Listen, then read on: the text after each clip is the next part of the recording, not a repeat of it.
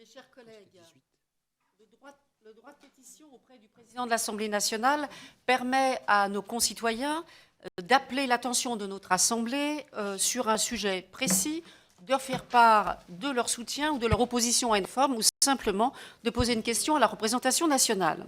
À l'occasion de notre précédente réunion, la Commission des lois avait examiné 16 pétitions qu'elle avait, suivant mes recommandations, décidé de classer. Avant de vous présenter les 21 pétitions enregistrées depuis cette précédente réunion, je souhaite vous indiquer que plusieurs des pétitions classées par notre commission portaient sur des sujets dont le Parlement a eu à connaître par la suite, et il avait été demandé d'ailleurs dans la précédente réunion qu'un point soit fait sur les pétitions classées. Donc la pétition numéro 1, relayée par notre collègue Marie-Georges Buffet, appelait à l'amélioration de la protection des femmes victimes de violences. Beaucoup de choses ont été faites dans ce domaine. Je rappellerai, pour ne prendre qu'un seul exemple, que l'article 32 de la loi du 4 août 2014 pour l'égalité réelle entre les femmes et les hommes, qui a modifié plusieurs articles du Code civil afin de prévoir que l'ordonnance de protection pourrait être délivrée pour une durée maximale de 6 mois et non plus 4, et que le procureur de la République en serait informé sans délai dès lors que des enfants seraient en danger. La pétition numéro 4, quant à elle, réclamait l'organisation d'un débat public sur la fin de vie et militait en faveur de l'autorisation du droit à mourir dans la dignité. La modification du cadre juridique de l'administration des soins en fin de vie faisait partie des engagements pris par le président de la République au moment de la campagne électorale. Une mission destinée à réfléchir aux moyens d'adapter notre corpus juridique en la matière a ainsi été confiée par le gouvernement à nos collègues Alain Claes et Jean Leonetti, qui ont remis au mois de décembre 2014 un rapport destiné à poser les jalons de la proposition de loi créant de nouveaux droits en faveur des malades et des personnes en fin de vie qu'ils ont déposé en janvier 2015. En l'état actuel de sa rédaction, celle-ci renforce la place accordée aux soins palliatifs, pose le principe de refus de l'obstination déraisonnable des soins, crée un nouveau droit à la sédation profonde et continue jusqu'au décès pour une personne malade dont le diagnostic vital est engagé, etc. Une commission mixte paritaire doit maintenant se réunir pour proposer un texte sur les dispositions restant en discussion. Enfin, la pétition numéro 12 s'opposait à la recherche sur l'embryon humain. Cette question a fait l'objet d'un débat riche au Parlement qui a abouti à l'adoption de la loi du 6 août 2013 tendant à modifier la loi du 7 juillet 2011 relative à la bioéthique en autorisant sous certaines conditions la recherche sur l'embryon et les cellules souches embryonnaires. Cette nouvelle loi a doté notre pays d'une doctrine claire en matière de recherche sur l'embryon humain et les cellules souches embryonnaires, laquelle n'est plus interdite par principe mais ne peut être autorisée que dans certaines conditions, notamment si la pertinence scientifique de la recherche est établie ou qu'elle ne peut, en l'état des connaissances scientifiques, être menée sans recourir aux embryons ou aux cellules souches embryonnaires. J'en viens à présent à l'examen des 21 pétitions enregistrées depuis notre dernière réunion. Et je vous précise que sur proposition du président Jean-Jacques Urvoas, qui vient de s'en aller, et de votre rapporteur, il a été décidé de vous faire parvenir en amont les réponses que je vous propose de faire aux pétitionnaires, ce qui n'était pas fait jusqu'alors. Dans la pétition numéro 17, M. Roger Pilorin s'interroge sur la portée de l'article L. 132-16 du Code des assurances. Le premier alinéa de cet article dispose que le bénéfice de l'assurance vie contracté par un époux commun en bien en faveur de son conjoint constitue un propre pour celui-ci. Le second ajoute qu'aucune récompense n'est due à la communauté en raison des primes payées par elle, sauf dans les cas spécifiés dans l'article L. 132-13, deuxième alinéa. Cet article ne soulève pas de difficulté d'interprétation. Il n'y a donc pas lieu de le modifier. Et je vous propose donc le classement de cette pétition. On voit progressivement, je pense que ça ira plus vite aussi. Bien, si vous êtes d'accord. Y a-t-il des oppositions? Aucune. Accepté. Donc la pétition numéro 18 de M. Denis Velfer s'oppose aux frappes militaires en Syrie et appelle à une résolution diplomatique de la crise syrienne. Alors, les conséquences humanitaires du conflit syrien sont dramatiques, chacun le sait. Plus de 200 000 personnes sont décédées depuis le début de la crise en 2011. Le nombre de réfugiés, notamment en Turquie, Liban, Jordanie, s'élèverait à plus de 4 millions et le nombre de déplacés internes à plus de 7,5 millions. La France joue un rôle de premier plan dans la construction d'une alternative démocratique au régime syrien. C'est à son initiative qu'a été adoptée à l'unanimité, le 22 février 2014, la résolution 2139 du Conseil de sécurité de l'ONU qui appelle à l'arrêt des violences indiscriminées contre les civils, à la levée immédiate des sièges des zones peuplées, au respect des missions médicales et qui exige un accès à travers les lignes de conflit et les frontières de pays voisins. Face à la menace pour la paix tant régionale que mondiale incarnée par Daesh et au regard du danger que l'organisation et ses combattants représentent pour la sécurité nationale, la France a fait le choix, dès septembre 2015, de mener en Syrie des frappes aériennes ciblées.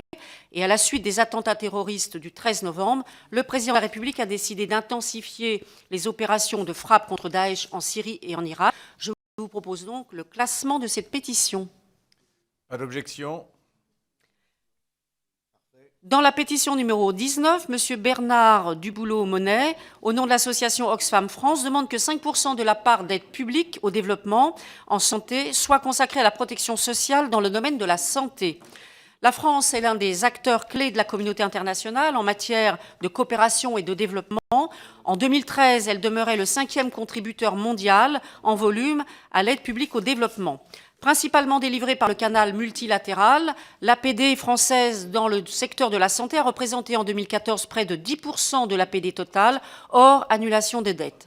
Par ailleurs, la loi du 7 juillet 2014 d'orientation et de programmation relative à la politique de développement et de solidarité internationale prévoit que l'action de la France doit se concentrer dans les domaines du renforcement des systèmes de santé et de protection sociale sur les enjeux suivants: l'amélioration de la santé sexuelle, reproductive, maternelle, néonatale et infantile, l'adaptation des systèmes de santé et de protection sociale à l'accroissement des maladies chroniques et des problèmes de santé découlant notamment du vieillissement, le renforcement de la surveillance épidémiologique et de la capacité des pays à agir sur les déterminants environnementaux et sociaux de la santé. Je vous propose alors de classer cette pétition. Merci, Madame la rapporteure. Pas d'objection? Aucune. Merci. Les pétitions 20 et 21 que je vous propose de traiter ensemble, de M. René Hoffmann, traitent de l'interruption volontaire de grossesse. Dans la première, il s'oppose à l'adoption de toute mesure destinée à faciliter le recours à cette pratique. Dans la seconde, il s'oppose, au nom de l'association Droit de naître, à l'extension du champ d'application du délit d'entrave à l'IVG. Alors désormais, l'IVG fait l'objet d'un remboursement intégral afin de permettre aux femmes en situation de précarité qui ne bénéficient d'aucune assurance complémentaire de santé de recourir à cette procédure. Ceci constitue indiscutablement un progrès, traduction d'un engagement du président de la République que la majorité a souhaité voir aboutir.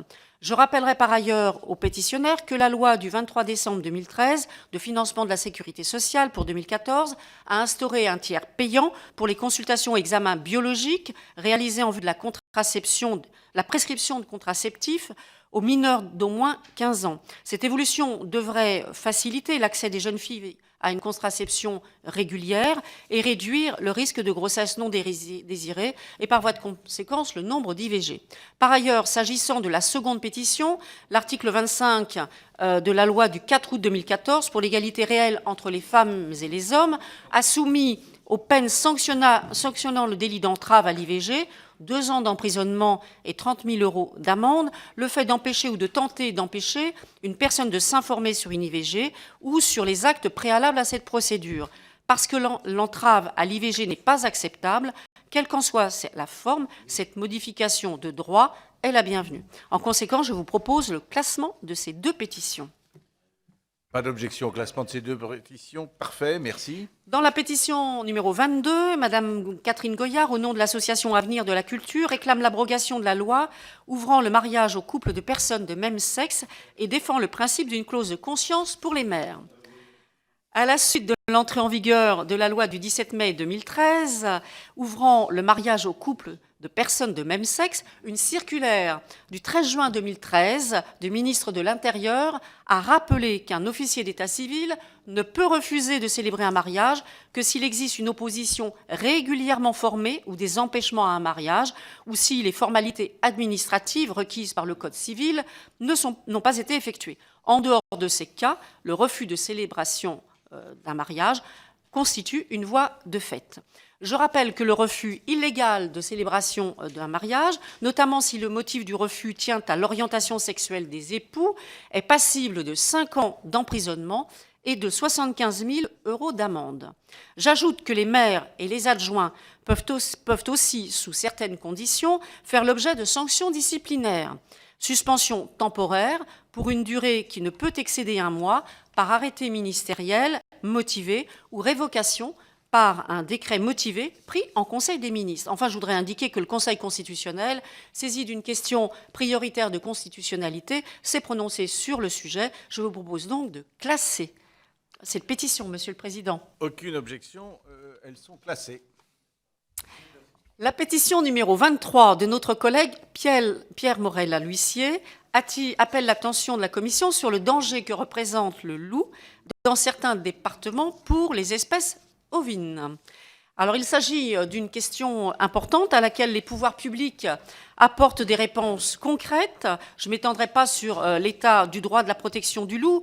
Voyez le tableau qui vous a été envoyé, d'ailleurs qui précise pour toutes les autres pétitions aussi, davantage, et c'est pour ça que je ne m'appesantis pas trop. Donc je rappellerai simplement que cette protection fait l'objet de dérogations prévues par l'arrêté du 30 juin 2015. Celui-ci permet en effet à l'éleveur de procéder à un effarouchement par des tirs non létaux et à l'aide de moyens visuels ou sonores, sans formalité administrative, mais aussi dès lors que des mesures de protection ont été mises en œuvre ou que le troupeau ne peut être protégé à des tirs de défense. Des tirs de défense renforcés sont possibles si, malgré la mise en place effective des mesures de protection et le recours aux tirs de défense, le troupeau subit des dommages importants et récurrents d'une année sur l'autre, et dans certaines circonstances, des tirs de prélèvement qui s'apparentent à des opérations de destruction peuvent être autorisés par le préfet. J'ajoute que le plafond annuel de loups susceptible d'être prélevé a été relevé de manière significative en 2013, de 11 à 24 loups, et une nouvelle fois pour la période 2014-2015, 24 loups auxquels s'ajouteraient 12 loups si le plafond des 24 loups avait été atteint. Enfin, j'indiquerai que l'article L. 427-6 du Code de l'environnement, complété par la loi du 13 octobre 2014 d'avenir pour l'agriculture, l'alimentation et la forêt, autorise le préfet à délivrer aux éleveurs ou aux bergers une autorisation de tir de prélèvement du loup valable pour une durée de 6 mois, dès lors qu'une attaque avérée survient sur des animaux d'élevage. Au vu de ces quelques éléments, plus amplement développés dans la réponse, comme je vous l'ai dit tout à l'heure, je vous propose de classer cette pétition. Pas d'objection, elles sont classées. Merci. Dans la pétition numéro 24, Madame Roselyne Vito, au nom de l'association One Voice, appelle la France à prendre des mesures pour interdire l'exploitation des animaux dans les cirques.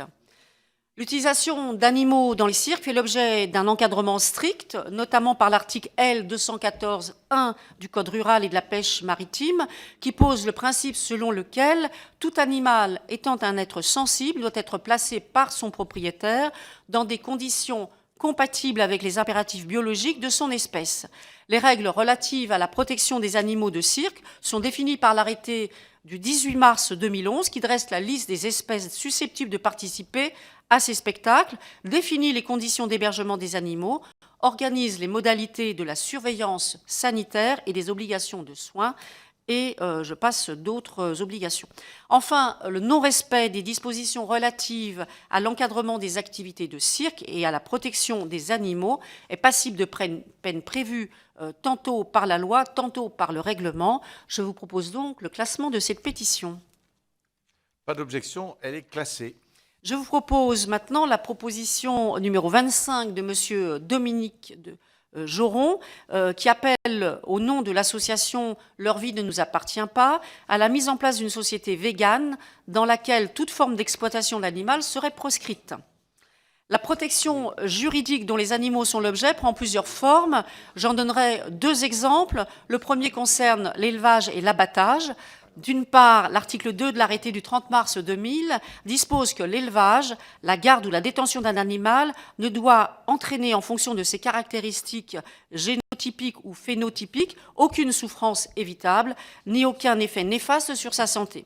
D'autre part, l'article R. 214-65 du Code rurale et de la pêche maritime impose de prendre toutes les précautions afin d'épargner aux animaux toute excitation, douleur ou souffrance évitable pendant les opérations de déchargement, d'acheminement, d'hébergement, d'immobilisation, d'étourdissement, d'abattage ou de mise à mort. Le second exemple vise à rappeler aux pétitionnaires que des sanctions pénales, 2 ans d'emprisonnement et 30 000 € d'amende, sont prévues pour réprimer les actes de cruauté envers les animaux. Je vous propose donc, Monsieur le Président, de classer cette pétition. Pas d'objection, la pétition est classée. Dans la pétition numéro 26, M. Claude Garec réclame au nom de l'association Contribuables Associés une diminution des dépenses publiques et soutient la proposition de loi de M. Jean-François Mancel, député de l'Oise, visant à soumettre les agents publics aux dispositions du Code du travail. C'est la proposition numéro 2017.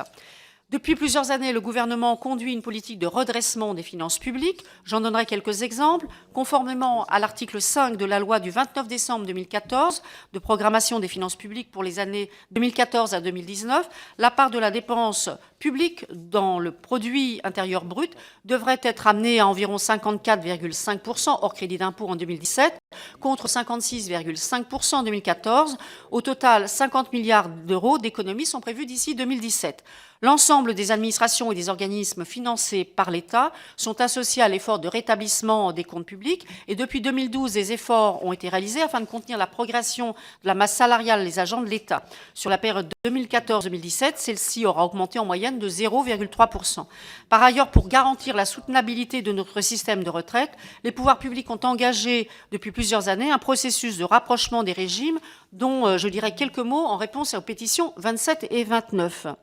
J'ajouterai, pour conclure, que les fonctionnaires œuvrent chaque jour au service de nos concitoyens pour l'intérêt général et que le statut de la fonction publique que nous modernisons, notamment avec le projet de loi relatif à la déontologie, droits et obligations des fonctionnaires dont je suis rapporteur et que l'Assemblée nationale a adopté en première lecture le 7 octobre dernier, est une chance et que ce statut constitue une protection contre l'arbitraire qui n'a pas sa place dans notre République. Je vous propose donc, Monsieur le Président, de classer ces pétitions 26. Pas d'objection, elle est classée. Les pétitions 27 et 29 que j'évoquais tout à l'heure traitent de la question des retraites. La première soutient au nom de l'association Contribuables Associés la proposition de loi constitutionnelle de M. Philippe Vittel, député du Var, visant à instaurer l'harmonisation des modes de calcul de retraite entre le secteur public et le secteur privé. La seconde réclame, au nom de l'association Sauvegarde de retraite, une réforme des retraites afin de rétablir l'équité entre les régimes et d'assurer la pérennité du système des retraites. Donc, en réponse à ces deux pétitions, je souhaite dire quelques mots des différentes réformes engagées depuis plusieurs années pour garantir la soutenabilité du système des retraites. La loi du 21 août 2003 a prévu l'alignement progressif de la durée de cotisation des fonctionnaires et des militaires sur celle des salariés du secteur privé, laquelle devrait être progressivement portée à 41 annuités en 2012 pour bénéficier d'une pension de retraite à taux plein. Elle a aussi mis en place un coefficient de minoration, la décote, appliqué au montant de pension des personnes dont la durée d'assurance est inférieure à celle permettant de bénéficier d'une retraite à taux plein, c'est l'article 51. Le processus de rapprochement des régimes de retraite a été prolongé par la loi du 9 novembre 2010. L'âge légal de départ à la retraite pour les assurés des différents régimes, hors régimes spéciaux, est progressivement porté à 62 ans, c'est l'article 18. La limite d'âge dans la fonction publique est établie à 65 ans et donc fixée à 67 ans. Le taux de cotisation d'assurance vieillesse à la charge des fonctionnaires de l'État et des militaires est progressivement aligné sur celui en vigueur pour les salariés du secteur privé, c'est l'article 42.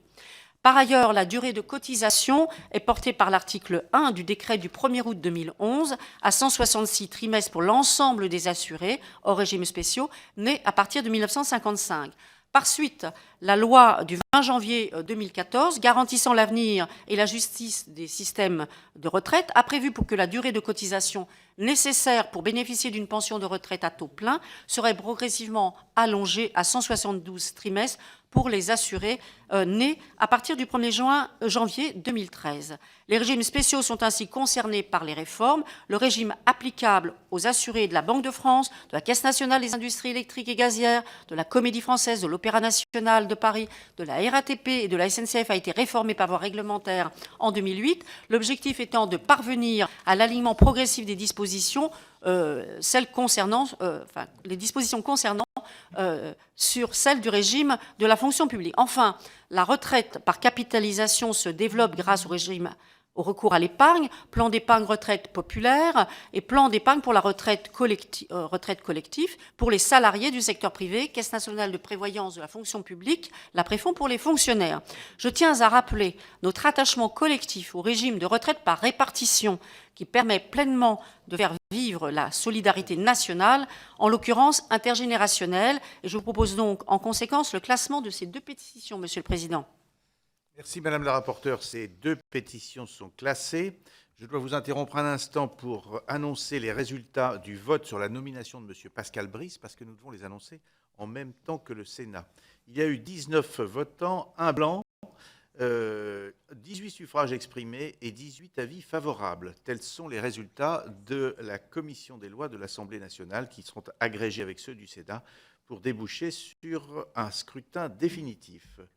Je vous remercie de votre amabilité, Madame la rapporteure, et je vous repasse la parole. Et félicitations.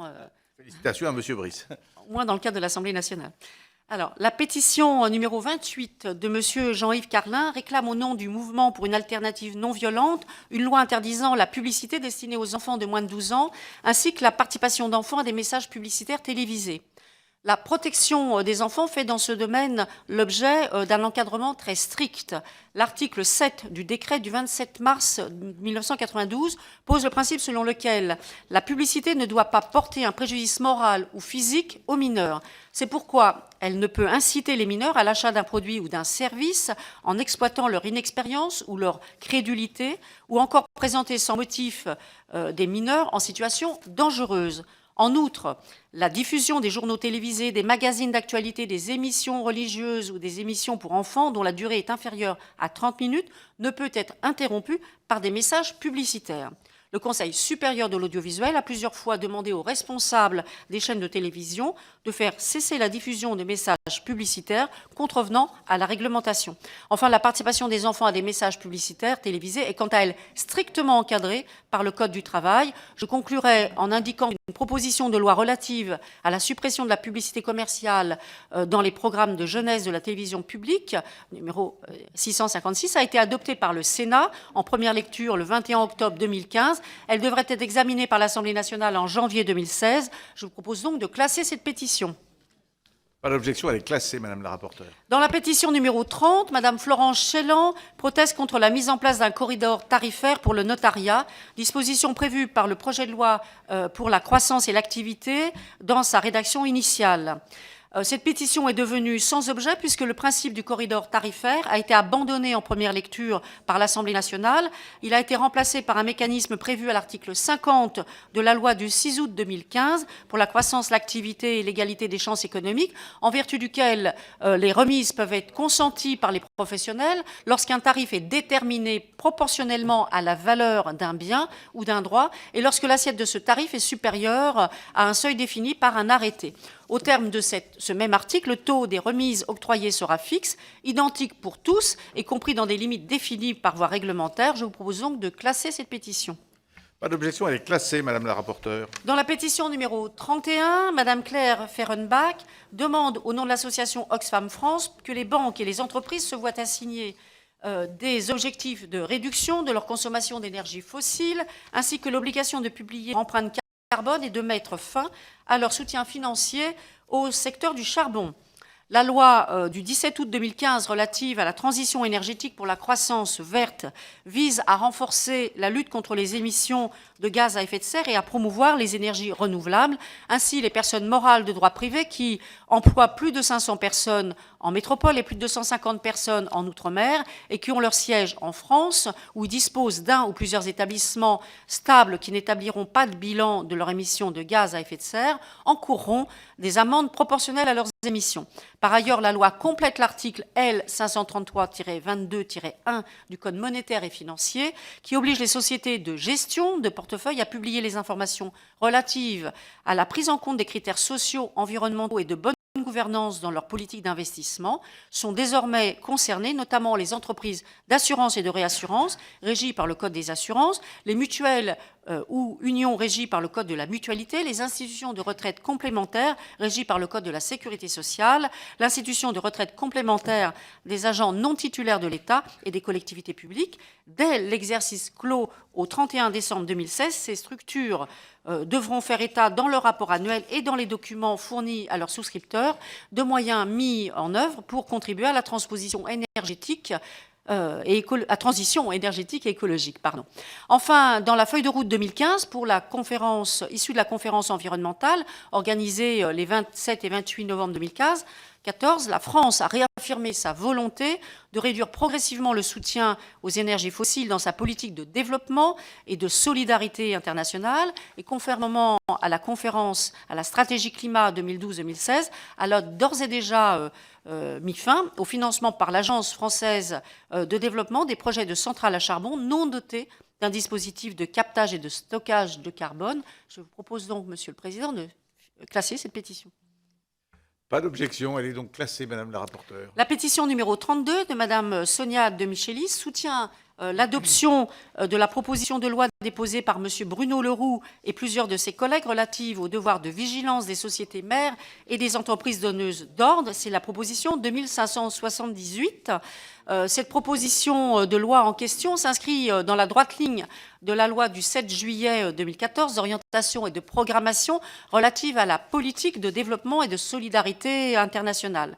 L'article 1er de la proposition de loi relative au devoir de vigilance des sociétés mères et des entreprises donneuses d'ordre, dans sa rédaction actuelle, insère dans le Code du commerce un article, l'article L. 225-102-4, dans le but d'imposer aux grandes entreprises l'édiction d'un plan de vigilance. Son article 2 prévoit que le non-respect des obligations définies à ce nouvel article engagera la responsabilité de son auteur dans les conditions fixées aux articles 1382 et 1383 du Code civil.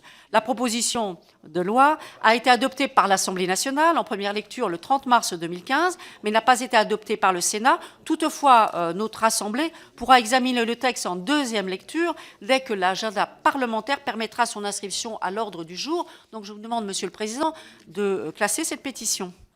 Pas d'objection, elle est classée, Madame la rapporteure. Dans la pétition numéro 33, M.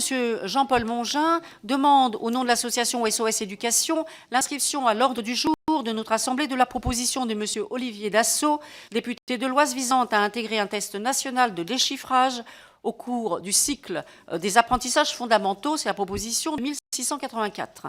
Quelques chiffres pour commencer. En 2011, 2 500 000 personnes âgées de 18 à 65 ans se trouvaient en situation d'illettrisme, soit 7% des personnes ayant été scolarisées en France. Les évaluations menées dans le cadre de la Journée de défense et de citoyenneté montrent par ailleurs que 10,4% des jeunes Français de 17 ans sont en difficulté de lecture et 4,8% en grande difficulté. L'article L. 121-2 du Code de l'éducation fait de la lutte contre l'illettrisme et l'innumérisme une priorité nationale et concrètement, cette lutte prend plusieurs formes. D'une part, la refondation de l'école a pour objectif premier d'agir le plus précocement possible afin de remédier aux inégalités entre les élèves et de favoriser un apprentissage durable et plus solide.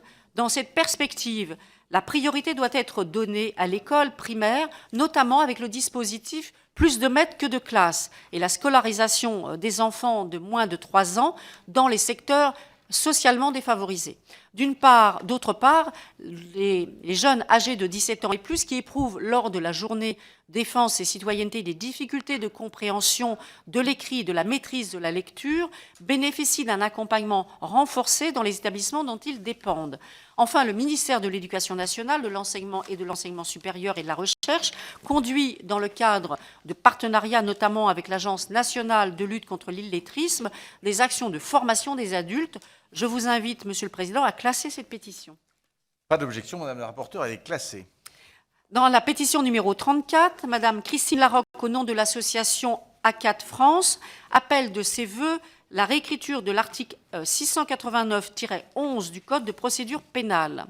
Cet article autorise les juridictions françaises à poursuivre et juger toute personne s'étant rendue coupable à l'étranger de crimes relevant de la compétence de la Cour pénale internationale, donc crimes contre l'humanité, crimes de génocide, crimes de guerre, dès lors que plusieurs conditions sont remplies, notamment si la personne réside habituellement sur le territoire de la République. Une proposition de loi numéro 753 déposée le 6 septembre 2012 par le sénateur, notre collègue Jean-Pierre Sueur, et les membres du Conseil et apparentés, et adoptée le 26 février 2013, vise à permettre aux juridictions françaises de poursuivre et juger les crimes relevant de la compétence de la Cour pénale internationale réprimés par le Code pénal, à la seule condition que la personne soupçonnée, quelle que soit sa nationalité, se trouve en France. Les conditions de résidence habituelles sur le territoire français et de réciprocité de l'incrimination seraient ainsi supprimées. La proposition de loi n'a pas encore été examinée par l'Assemblée nationale. Et voilà, mais je vous appelle à classer cette pétition et à essayer d'avoir cette proposition de loi à l'ordre du jour de l'agenda parlementaire à l'Assemblée nationale, chers collègues. Parfaitement d'accord, Madame la rapporteure. Alors, je vous propose aussi de classer la pétition numéro 35 de M. Olivier Fournier, qui réclame une solution politique à la guerre en Syrie et la protection par la France des chrétiens d'Orient. Comme je l'ai précisément indiqué, la France joue un rôle de premier plan dans la construction d'une alternative démocratique au régime syrien. On sait que c'est bien difficile, mais j'ajouterais que face aux menaces graves qui pèsent sur les chrétiens d'Orient et les autres minorités, notre pays a convoqué le 27 mars 2015 une réunion ministérielle du Conseil de sécurité de l'ONU consacrée aux victimes de violences ethniques ou religieuses au Moyen-Orient. À cette occasion, la France a proposé l'élaboration par les Nations unies d'une charte d'action déclinée autour de plusieurs volets. L'accompagnement humanitaire, afin de permettre le retour des populations persécutées sur les terres dont elles ont été chassées, les solutions politiques inclusives dans les pays en crise, la lutte contre l'impunité pour les acteurs de crimes qui constituent parfois des crimes de guerre et des crimes contre l'humanité. La France appelle d'ailleurs tous les États à adhérer au statut de Rome afin que les criminels puissent partout dans le monde être jugés et condamnés pour leurs actes. Elle a présenté en mai 2014 une résolution au Conseil de sécurité de l'ONU déférant la situation en Syrie à la Cour pénale internationale. La Russie et la Chine y ont toutefois opposé leur veto. Enfin, pour faire face à la crise des réfugiés en Europe, qui fuient notamment les persécutions religieuses orchestrées par Daesh, la France devrait accueillir en 2 ans 24 000 personnes en besoin manifeste de protection. Je vous appelle, Monsieur le Président, donc à classer, comme je l'ai dit en introduction, cette pétition. Pas d'objection, elle est classée, Madame la rapporteure. Alors, dans la pétition numéro 36, Madame Claire Henrion proteste au nom de l'association ACPICA contre l'épandage aérien de microparticules chimiques. Le droit en vigueur interdit la pulvérisation aérienne des produits phytopharmaceutiques sous réserve d'exceptions très strictement définies, de manière stricte aussi, par un arrêté du 15 septembre 2014. Je vous propose donc de classer cette pétition. Elle est classée, Madame la rapporteure, puisqu'il n'y a pas d'objection. Enfin, dans la pétition numéro 37, M. Pierre Labat réclame, au nom de l'association Sauvegarde Retraite, un assainissement de la gestion des caisses de retraite du secteur privé en rendant leur contrôle aux affiliés. Il est vrai que depuis 1983, les représentants des employeurs et des assurés sociaux ne sont pas élus, mais désignés par les organisations syndicales de salariés et d'employeurs interprofessionnels représentatifs au plan national.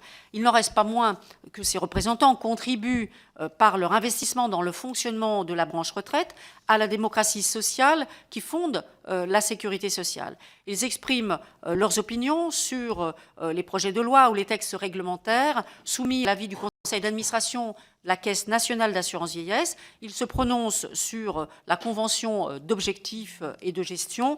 Je vous propose, Monsieur le Président, de classer cette dernière pétition.